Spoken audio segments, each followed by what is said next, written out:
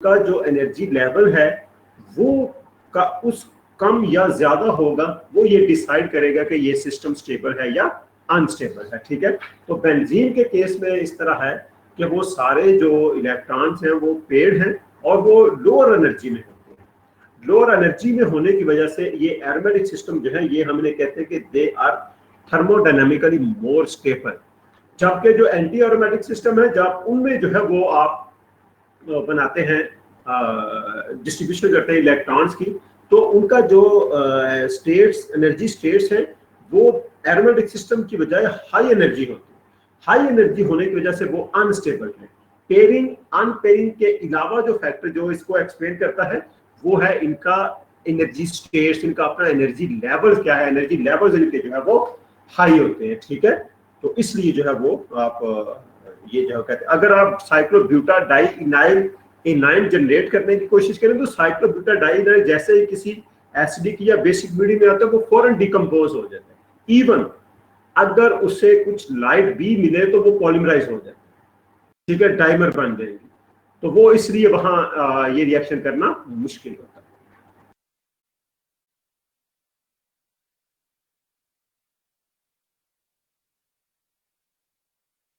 So right now 26 students, but before break we have 52 students. या यहाँ show कम हो रहा है।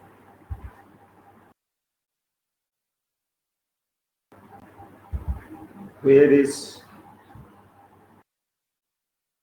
Rasiyar, Saddam, Rizwan, Shahbaz?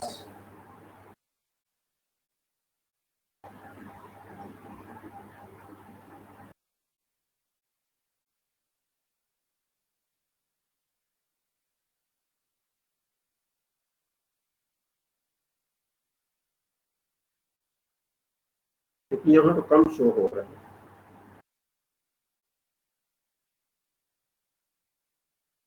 Mansoor,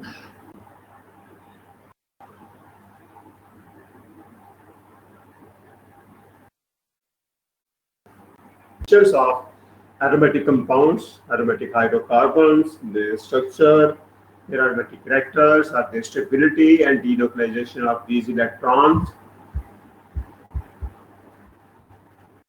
Now, the benzenides structure. First, we discussed their common names, and then the unique names given to these benzenides, and then the relative position of these groups, either it is 2, 1, 2 or 1, 3 or 1, 4. तो सबसे पहले हम जो है वो फिर इसी तरह मोनो सब्स्टिट्यूटेड, फिर आपके पास ट्राई सब्स्टिट्यूटेड, फिर आपके पास पॉली सब्स्टिट्यूटेड बेंजीनाइड सिस्टम को जो है वो अभी हम डिस्कस करते हैं। तो फॉर मोनो सब्स्टिट्यूटेड बेंजीन ये बात आप याद रखें कि मोनो सब्स्टिट्यूटेड बेंजीन के केस में हमें ये जरूरत नहीं पड़ती कि आप उनको जो है वो मेंशन करें उसकी पोजीशन।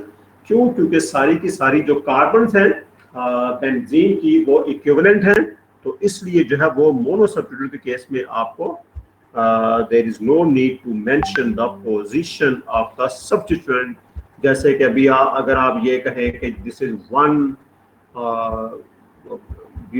मिथाइल बेंजीन और वन ब्यूटाइल बेंजीन, ये लिखने की हमें जरूरत नहीं है।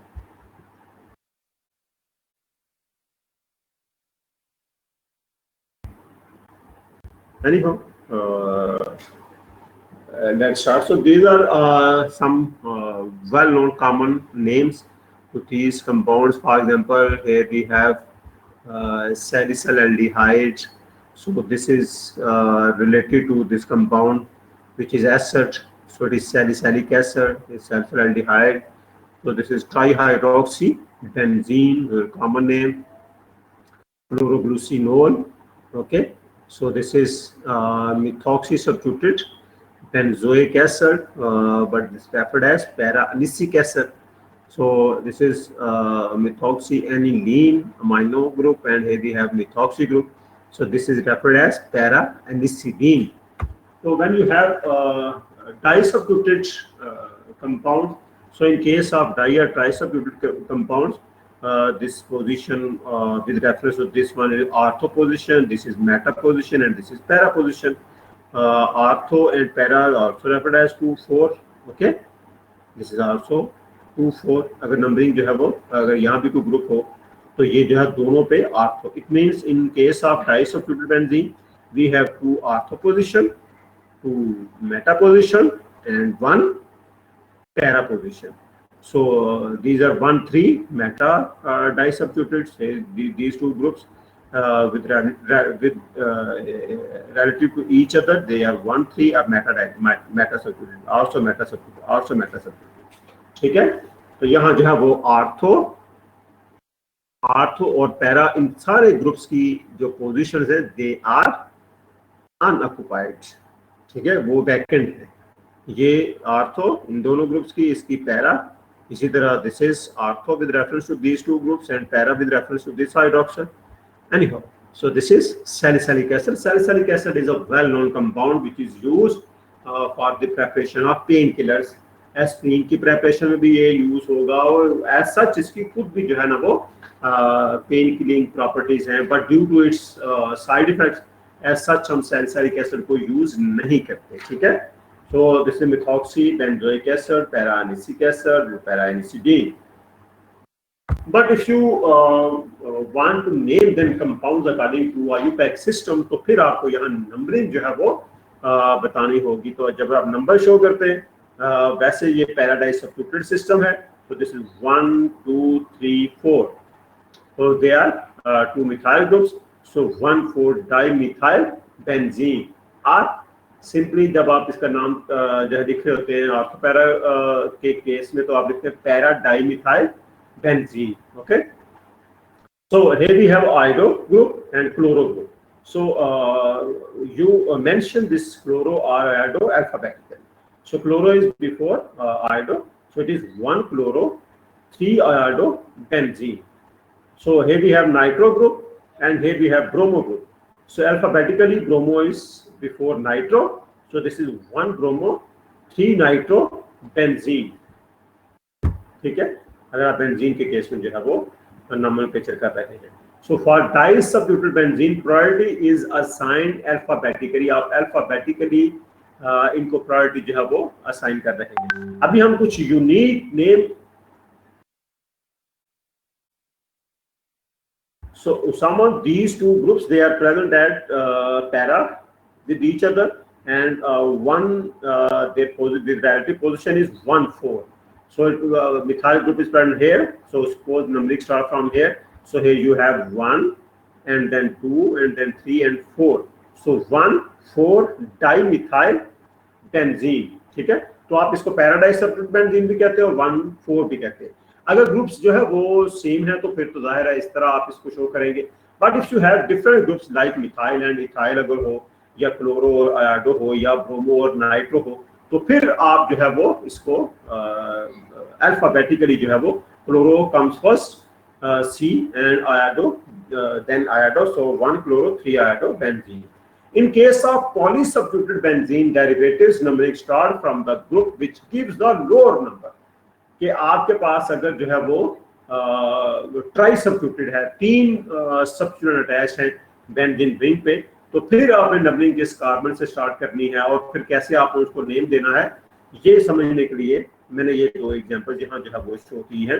So here you have first ethyl group and this is isopropyl group and this is butyl group. So here is the case where we have chloro group and we have bromo group and we have fluoro group. Okay. तो आपने जो numbering start करनी है, आपने lower number जो है वो इनको देना है. सपोज हम तीनों केसेस को जो है वो डिस्कस कर लेते हैं. क्योंकि तीनों ग्रुप्स हैं हमारे पास, तो आप तीनों पे नंबरिंग स्टार्ट करके देख लें, तो हम उसे जो है वो फिर देख लेंगे कि किस कार्बन से हम नंबरिंग जो है वो स्टार्ट करेंगे. So suppose this is 1 and 2 and 3 and 4. So it gives us 1, 2, 4. Okay. तो अगर आपके पास हो आप नंबरिंग स्टार्ट करें यहाँ से, so it is 1, 2, 3, 4, 5.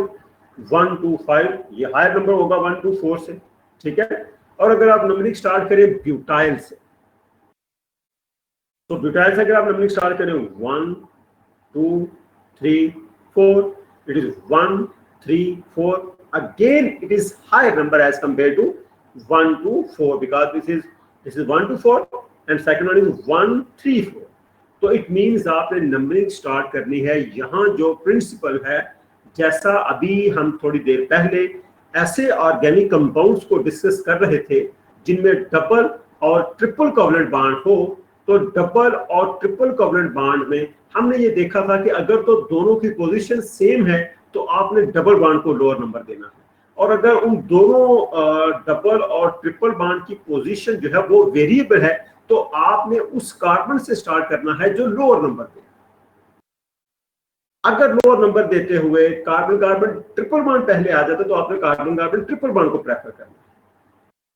इसी तरह आपके पास यहाँ जो डाई सब्स्टिट्यूटेड बेंजीन है और ट्राई सब्स्टिट्यूटेड बेंजीन में वहां केस डिफरेंट है। आपके पास डाई सब्स्टिट्यूटेड बेंजीन में अगर आप यहां से नंबरिंग स्टार्ट करें अगेन 1 2 3, अगर आप यहां से नंबरिंग स्टार्ट करें अगेन 1 2 3, तो यहाँ नंबर तो सेम ही होगा with reference to these two groups, लेकिन जो आप इनको लिखेंगे आप अल्फाबेटिकली इनको नॉमेनक्लेचर असाइन कर रहे होंगे। ऑन द अदर हैंड अब आपके पास अगर ट्राई सब्स्टिट्यूटेड है तो आप लिखेंगे तो उनको अल्फाबेटिकली, लेकिन आपने नंबरिंग जो है वो इस सब्स्टिट्यूटेड कार्बन से स्टार्ट करनी है जहां वो लोअर नंबर दे रहा हो। ओके,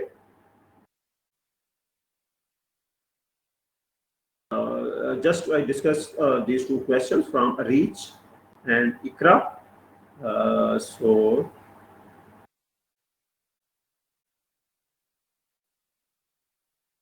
ये मैंने इसका आंसर कर दिया। रीच आपका जो क्वेश्चन था जैसे मैं एक्सप्लेन कर रहा था मैंने इसे जो है आंसर कर दिया था। इसलिए जस्ट जब आप जो है वो स्लाइड देख रहे हो तो जो मैं एक्सप्लेन करूं आप उसको सुन लें और फिर जो आपका क्वेश्चन हो आप बॉल पेन और पेज आपके पास हो, आप लिखा हो आपने वहां कि मैंने क्या क्वेश्चन पूछे, अगर तो उसका आंसर आपको मेरी डिस्कशन में मिल जाए तो फिर आपको जो है वो प्रायर टू एक्सप्लेनेशन भले आप क्वेश्चन जो है वो ना दे। ठीक है Harish, I hope you got this point.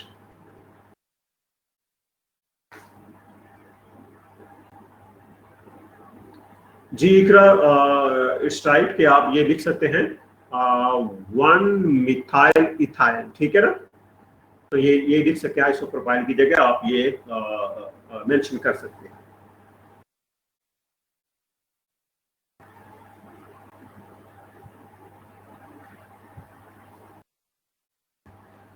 जी आमना, आपने लोअर नंबर को जो है वो प्रेफरेंस देनी है इन केस ऑफ डबल और ट्रिपल बॉन्ड के केस में। डबल बॉन्ड और ट्रिपल बॉन्ड के केस में आपने लोअर कार्बन को जो है वो प्रेफरेंस देनी है। वो केस होगा जब डबल और ट्रिपल बॉन्ड की जो लेंथ है वो अनइक्वल हो, वो दोनों जिस कार्बन पे मौजूद हो वो अनइक्वल हो। फॉर एग्जाम्पल एक जो है वो 1 पे है तो दूसरा 3 पे हो, या एक 2 पे है तो दूसरा 3 पे हो, तो या एक 1 पे है तो दूसरा 2 पे हो, तो आपने 1 वाले को जो है वो प्रेफरेंस देनी। ठीक है, एक्सप्लेनिंग शहबाज, मैं उसी को जो है वो एक्सप्लेन करने लगा। ठीक है, तो इकरा का भी यही क्वेश्चन था अल्फाबेटिकली, इसको मैं जो है वो अभी एक्सप्लेन करता हूँ। Kainat, so I repeat it, I hope you will got it no. मैं इसको दोबारा एक्सप्लेन करता हूँ। So here you have this system, the trisubstituted system. So if I start numbering from here, जो कि इसको लोअर नंबर दे रहा है, this is 1 2 3 and 4, so it is 1 2 4। अब 1 2 4 अगर आप इसको कंपेयर करें, suppose if you start numbering from here, this is 1 3 4 5, हाँ, तो 1 2 3 4 5, so it is 1 2 5, so 1 2 4 is lower number as compared to 1 2 5. अब अगर आप ब्यूटाइल से नंबरिंग स्टार्ट करें, so this is 1 2 3 4, it is 1 3 4, so again it is higher number as compared to 1 2 4. तो हमने lower number को पॉली सब्स्टिट्यूटेड के case में, ट्राई सब्स्टिट्यूटेड के केस में आपने जो है वो लोअर नंबर को फॉलो करना है, ना कि आपने सब्स्टिट्यूएंट्स को जो है वो देखना है। जो लोअर नंबर दे रहा होगा वो ही प्रेफरेबल होगा IUPAC सिस्टम में, उसको ही आप जो है वो प्रेफर करेंगे। देखिए, if numbering starts from butyl, अगर आप यहां से स्टार्ट करें, देन इट गिव्स 1 3 4 1 2 3 4 1 3 4 पैटर्न आपके पास आएगा। और अगर दूसरा जो केस है, अगर आप नंबरिंग स्टार्ट करें from isopropyl, then it gives 1 2 5, ठीक है, 1 2 5। तो ये दोनों जो केसेस हैं 1 3 4 एंड 1 2 5, ये 1 2 4 से हायर नंबर, ये 1 2 4 लोअर नंबर है, इसलिए हम इसको जो है प्रेफर करते हैं। हाँ, अलबत्ता जब आप इसको लिखते हैं तो लिखने के दौरान आप अल्फाबेटिकल ऑर्डर को फॉलो करेंगे। फॉर एग्जांपल, आपके पास एक ग्रुप है ब्यूटाइल, आपके पास ग्रुप है इथाइल, आपके पास ग्रुप है isopropyl. So butyl first, it is present at position number 4, so it is 4 butyl and then E, 1 ethyl and then I, 2 isopropyl benzene. So you follow two rules here. Number one, assigning the name number to these functional groups. तो आपने number सबसे पहले numbering कहाँ से start करनी है, इसको solve करना है। और नंबरिंग स्टार्ट करने के बाद जब आप उसका नाम लिखेंगे तो आप अल्फाबेटिकल ऑर्डर फॉलो करेंगे, जैसे आपने यहां किया था। इसी तरह आपके पास है chloro, bromo, fluoro. So B and then C and then F. और अगर आप नंबरिंग स्टार्ट करें यहां से 1 2 3 4 5, और अगर नंबरिंग स्टार्ट करें यहां से 1 2 3 4 1 2 4, और अगर हम नंबरिंग स्टार्ट करें यहां से 1 2 3 5 4 1 3 4, तो 1 3 4 या 1 2 5 ये हायर वैल्यू है एज कंपेयर टू 1 2 4। तो आप 1 2 4 आप नंबरिंग स्टार्ट करेंगे CL से। ये CL की प्रायोरिटी नहीं है, ये BR की प्रायोरिटी नहीं है, या ये आयोडो की प्रायोरिटी नहीं है। ये किस वजह से है? ये इसलिए है कि आपको ये लोअर नंबर दे रहा होगा। सो chloride 1 2 3 4, 2 bromo, 1 chloro, 4 fluoro benzene. I hope you understand the nomenclature of monosubstituted benzene and disubstituted benzene and polysubstituted benzene. If you have any question, then just ask.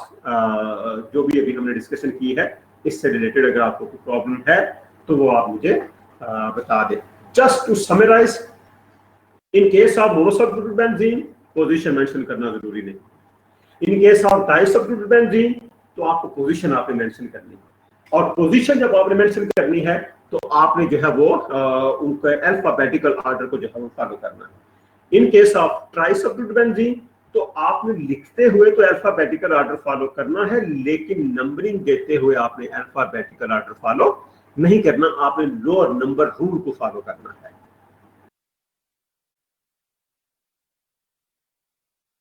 Some of the substituted benzene they have unique names जो हम जो है वो IUPAC में भी follow कर रहे होते हैं, आप डाइसब्स्टिट्यूटेड के केस में जो है वो फॉलो कर रहे होते हैं।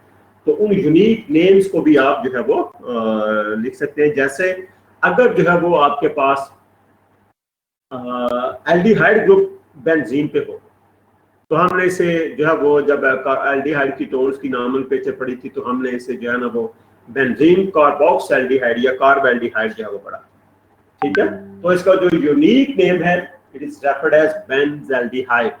इसी तरह अगर आपके पास जो है वो आपके पास कार्बोक्सिलिक एसिड ग्रुप हो तो कार्बोक्सिलिक एसिड ग्रुप के केस में आप उसको लिखते हैं बेंजीन कार्बोक्सिलिक एसिड, ठीक है। तो वो बेंजीन कार्बोक्सिलिक एसिड के बाद आप इसको जो है इसका यूनिक नेम है बेंजोइक एसिड, ठीक है। इसी तरह जो है वो हाइड्रोक्सी बेंजीन का जो यूनिक नेम है आप उसको कहते हैं फिनोल, और मिथाइल बेंजीन का जो यूनिक नेम है आप उसे कहते हैं टॉलुइन, और इथिनाइल बेंजीन या विनाइल बेंजीन इसका जो कॉमन नेम है या यूनिक नेम आप इसको जो है वो देखते हैं, आप इसको कहते हैं styrene. Similarly you have acetyl benzene.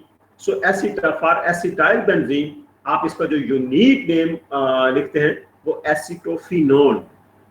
ये ऐसे कॉमन नेम्स या यूनिक नेम जो है ये हर वक्त आपकी फिंगर टिप्स पे हो, आप इनको जो है वो ड्रा कर सकें, आपको इनमें कोई कंफ्यूजन ना हो। And then amino benzene, this is amino functional group, ठीक है। या आपके पास फिनाइल एमीन, ठीक है ना, phenyl, this is phenyl group, amine, so its unique name is aniline. Similarly, this is anisole. Methoxybenzene is referred as anisole. ठीक है, ether है ये, जैसे हमने ईथर को जब आपने हमने नामकरण देखा, हमने कहा था जी ये मिथाइल फिनाइल ईथर भी हम लिख सकते हैं, या आप इसको जो है वो जो स्मॉलर कार्बन है उसके साथ इस ऑक्सीजन को अटैच करके इसको आप कंसीडर करते हैं कि ये एक एल्कोक्सी ग्रुप है, तो हम इसको कहेंगे कि ये है methoxybenzene. Okay, so unique name is anisole. इसलिए जो पीछे हमने जो है वो एनिसिडीन एंड एनिसिक एसिड, तो इस कॉमन ने इस यूनिक नेम की वजह से अगर हमारे पास यहाँ कार्बोक्सिलिक एसिड होगा तो हम कहेंगे कि ये पैरा एनिसिक एसिड है। अगर हमारे पास यहाँ कार्बोक्सिलिक एसिड ग्रुप होगा तो हम कहेंगे ये मेटा एनिसिक एसिड है, या अगर यहाँ होगा तो हम कहेंगे ये आर्थो एनिसिक एसिड। ठीक है, और अगर ये अमाइनो ग्रुप आपके पास यहाँ मौजूद हो तो हम इसे कहेंगे ये पैरा एनिसिडीन है, ये केस, ये आप इसको जो है वो देख सकते हैं। Anyhow, so we move next. If you have cyano group, this is cyanobenzene. So its common name is benzonitrile. Benzonitrile, nitrile से CN को नाइट्रल ग्रुप भी जो है वो कह देते हैं। तो ये जैसे ये अगर आपके पास यहाँ CH3 हो तो हम उसे कहते हैं एसिटोनाइट्रल, तो ये उस वजह से है, CN को नाइट्रल कह रहे होते हैं आप, नाइट्रल ग्रुप कहते हैं, तो this is unique name. Similarly, we have sulfonic acid, benzene sulfonic acid, and here we have 1,2-xylene. So xylene is actually dimethyl substituted benzene. So when it is a 1,2 position, तो इसे आप ऑर्थोजाइलीन भी कह सकते हैं, ओजाइलीन, ठीक है, या 1,2-xylene। अगर ये मिथाइल यहाँ हो तो आप इसे 1,3-xylene या मेटाजाइलीन भी कह सकते हैं, या ये अगर यहाँ हो तो आप इसको जो है वो 1,4-xylene भी कह सकते हैं या पैराजाइलीन भी कह सकते हैं, जो अभी आपने 1,4-dimethyl benzene कहा। So similarly we have mesitylene. So mesitylene is actually 1,3,5-trimethyl benzene. Okay, so here we have first, अगर आपके पास एक हाइड्रोक्सिल ग्रुप हो तो आप उसको कहते हैं फिनोल, और अगर आपके पास डाई सब्स्टिट्यूटेड हो तो उनके जो यूनिक नेम्स हैं, सो 1,2-डाईहाइड्रोक्सीबेंजीन को आप कहते हैं कैटिकोल, ठीक है, तो 1,3-डाईमिथाइल बेंजीन को आप कहते हैं रिसोर्सिनोल, और 1,4 को आप कहते हैं हाइड्रोकिनोल। अगर मैं आपको यहाँ कीनोन का स्ट्रक्चर जो है वो पूछूं तो आप यहाँ कहेंगे कि कीनोन एक ऐसा स्ट्रक्चर है कि यहाँ डबल बॉन्ड होगा, ये दोनों डबल बॉन्ड नहीं होंगे, यहाँ डबल बॉन्ड होगा, और ये हाइड्रोजन यहाँ मौजूद नहीं होंगे। इट मींस कि ये रिड्यूस्ड फॉर्म है, और अगर आप इसको ऑक्सीडाइज कर देंगे, हाइड्रोजन यहाँ से रिमूव कर देंगे, तो यहाँ कार्बन कार्बन डबल बॉन्ड आ जाएगा। जब कार्बन कार्बन डबल बॉन्ड आ जाएगा तो हम उसे कहेंगे पैराकीनोन। सो पैराकीनोन तो ये है तो कीनोन, लेकिन इसमें हाइड्रोजन लगी है, दोनों का ऑक्सीजन पे हाइड्रोजन है, इसलिए हम इसे कहते हैं हाइड्रोकिनोन। और hydroquinone easily undergoes oxidation reaction. अगर आपके पास इसका सॉल्यूशन बना लें तो एटमॉस्फेरिक ऑक्सीजन इसको ऑक्सीडाइज करना शुरू कर लेगी, और जैसे वो ऑक्सीडाइज होगी तो वो कीनोन में कन्वर्ट हो जाएगी। और याद रखिएगा कि जो कीनोन्स हैं they are coloured compound as compare to phenols, ठीक है, फिनोल ऐसे कलर्ड नहीं है, just because of extended conjugation तो वो कलर्ड कंपाउंड्स होंगे। तो हाइड्रोकिनोन का अगर आप सॉल्यूशन बनाएंगे तो वो स्लोली ऑक्सीडाइज होने के बाद कलर्ड या जो है वो डार्क कलर में कन्वर्ट होना शुरू हो जाएगा, जो इस बात की इंडिकेशन है कि हाइड्रोकिनोन इस वक्त डिकम्पोज हो रही है टू कीनोन। सैलिसिल एल्डिहाइड अभी हमने ऊपर पढ़ा, because of salicylic acid phloroglucinol, unique name salicylic acid, unique name para-anisic acid or para-anisidine. These are unique name to given to these compounds. अब आपके पास जो है वो आर्थो पैरा पोजीशन या 2,4 डाई पोजीशन या जो है ना वो आप ग्रुप्स को तो आप नाम दे देते हैं, और जो आपका यूनिक नेम है किसी एक कंपाउंड को, सपोज यहाँ आपके पास यूनिक नेम है फिनोल तो आप इसे नाइट्रोफिनोल, यहाँ आपके पास यूनिक नेम है फिनोल, तो आपके पास नाइट्रोफिनोल, यहाँ पर फिनोल है ब्रोमोफिनोल, यहाँ आपके पास फिनोल है नाइट्रोफिनोल, यहाँ आपके पास मिथाइल है तो नाइट्रोटोलुइन, अगर यहाँ कार्बोक्सिलिक एसिड हो तो नाइट्रोबेंजोइक एसिड, यहाँ अमाइनो ग्रुप हो नाइट्रोएनिलीन, ठीक है। तो ये जो है वो इस तरह हम इसे नाम दे सकते हैं। सो this is ortho Meta para, this para nitrophenol, this is ortho and para, and this is 1 2 3 4 2 4 dinitrophenol. Again we have two bromo groups at 2 and 4 position with reference to this hydroxyl. So it is 1 2 3 4 2 4 dibromophenol. So here we have 3 nitro groups which are present at 2 4 and 6 with reference to this hydroxyl. So it is 2 4 6 trinitrophenol. Commonly this is known as picric acid. It is strong acid. We know that phenols, they are slightly acidic, and if electron withdrawing groups are present at phenol, they increase the acidic character of phenol. This is because of the greater stability of resulting conjugate base of phenol. The conjugate base of phenol is referred as phenoxyl. ठीक है, तो ये जो nitro groups हैं, ये nitro groups इस phenol का acidic character enhance करते हैं। ओके, नाइट्रो नाइट्रो नाइट्रो, तो ये जब 3 नाइट्रो ग्रुप्स होंगे तो इस फिनोल की एसिडिटी बढ़ जाएगी। हम इसको कॉमनली हम इसे पिक्रिक एसिड कहते हैं। कैसे बढ़ेगी? Suppose when this phenol is deprotonated, जब ये हाइड्रोजन बेस को दे देगा तो यहाँ नेगेटिव चार्ज आएगा। So this negative charge is delocalised over the ring.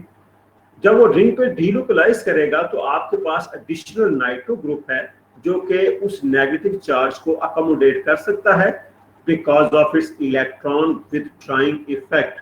So negative charge which is produced as oxygen is well accommodated by these 3 nitro groups. So that's why stability of this phenoxide is increased by the presence of these electron withdrawing nitro groups, thus increase the acidic character of phenol.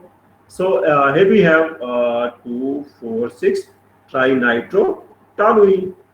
Commonly it is known as TNT.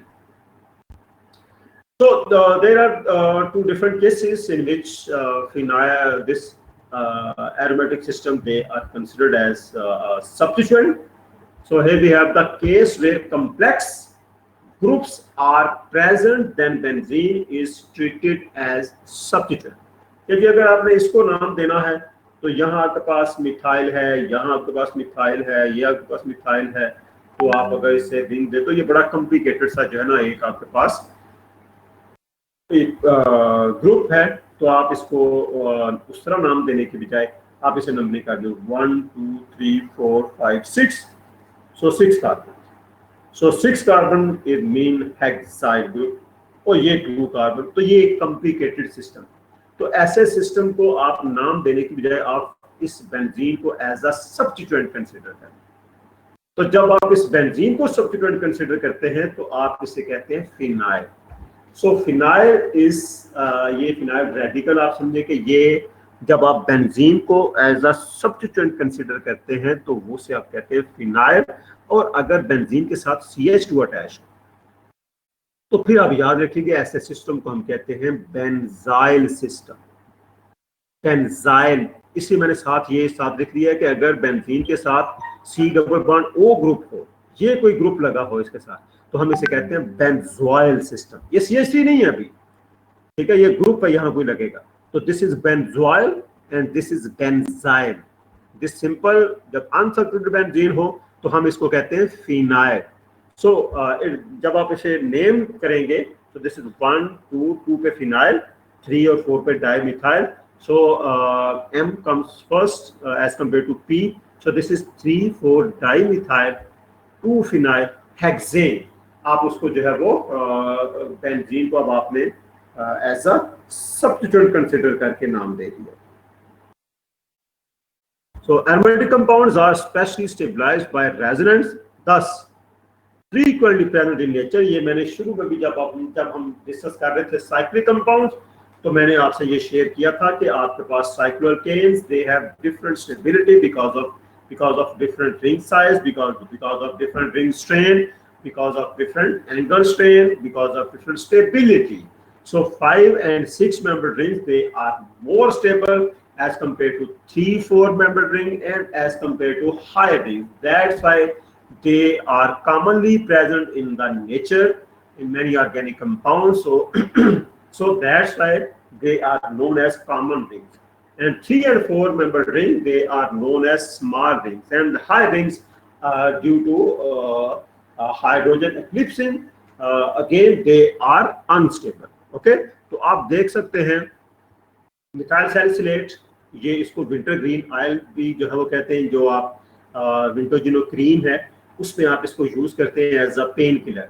अगर आपको कहीं भी जो है ना वो topical skin पे कोई चोट लग जाए या कोई पेन हो रहा हो या बोन्स में पेन हो रहा हो, तो आप ये क्रीम विंटोजिनो क्रीम जो है ना वो वहाँ लगाते हैं एक जेल की फॉर्म में या जो है वो क्रीम की फॉर्म में, ये अवेलेबल होती है मेडिकल स्टोर में। तो जैसे आप इसको जो है अप्लाई करते हैं तो ये पेन किलिंग इफेक्ट दे रही होती है। ठीक है, तो this compound is referred as, ये एस्प्रिन नहीं है इसलिए मैंने एस्प्रिन का स्ट्रक्चर साथ लिख दिया। ये कार्बोक्सिलिक एसिड ग्रुप जो है सैलिसिलिक एसिड का, उसके ऊपर एस्टर बना है। सो this is methyl salicylate. Common name of this methyl salicylate is oil of winter green. This is aspirin. So in aspirin we have acetyl group which is present at phenolic hydroxyl group. So A for acetyl and spirin, the Latin word which is used for salicylic acid. So it is acetyl salicylic acid, aspirin, a well known very strong pain killer. ठीक है, तो ये भी हम use करते हैं। और एक एडिशनल जो इस एस्पिरिन का बेनिफिट है वो ये ब्लड को भी थिन करता है। इसी तरह आइबोप्रोफेन, सिंपल बेंजीन के आप देख सकते हैं ये सारे कंपाउंड सिर्फ बेंजीन के डेरिवेटिव्स हैं, वेरी सिंपल कंपाउंड। ठीक है, so here you have again carboxylic acid, here we have methyl group, here we have isobutyl. ठीक है, सो सारे लोग सुन रहे हैं?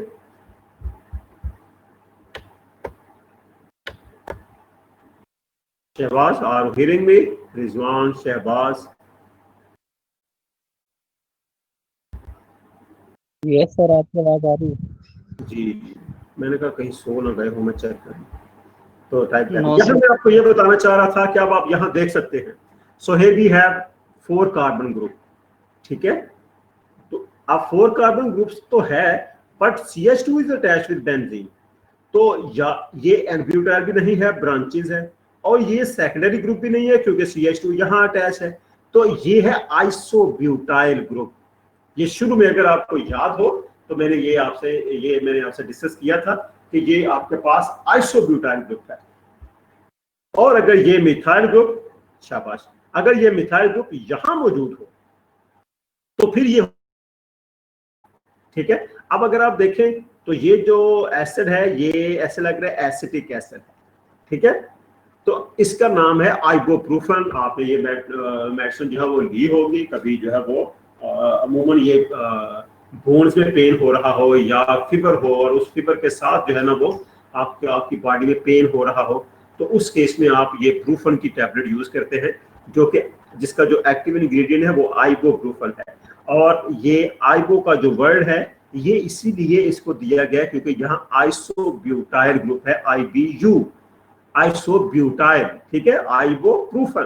प्रूफन मीन कि ये प्रोपियोनिक एसिड है 3 कार्बन वाला, लेकिन उस प्रोपियोनिक एसिड के साथ जो ग्रुप अटैच्ड है वो है फिनाइल, आइसोब्यूटाइल फिनाइल। तो हम इसको जो है वो नाम देते हैं ibuprofen, isobutyl phenyl propionic acid. ठीक है, आप नॉमेनक्लेचर इसकी जो है वो समझ रहे होंगे। अगर आपको कोई प्रॉब्लम है, कंफ्यूजन है, तो आप मुझे बता सकते हैं। But here I just explain the existence. मैंने यहाँ चंद एक एग्जांपल्स दी है। अगर आप मुझे कहेंगे तो फार्मास्यूटिकल इंडस्ट्री से जो है ना वो lot of organic compound which contain benzene, मैं यहाँ आपको बता सकता हूँ। आप जो है वो पेरेंट्स इंडस्ट्री से कहेंगे, आप दूसरी प्लास्टिक इंडस्ट्री से कहेंगे, तो जितनी भी ये जो है वो इंडस्ट्रीज है, इनमें जो है वो लातादाद जो है वो कंपाउंड यूज होते हैं जो कि बेंजीनाइड कंपाउंड है, बेंजीन के डेरिवेटिव्स हैं। वेल नोन कंपाउंड ये मेफिनामिक एसिड, कॉर्नस्टोन की टैबलेट आपने खाई होगी एज अ पेन किलर।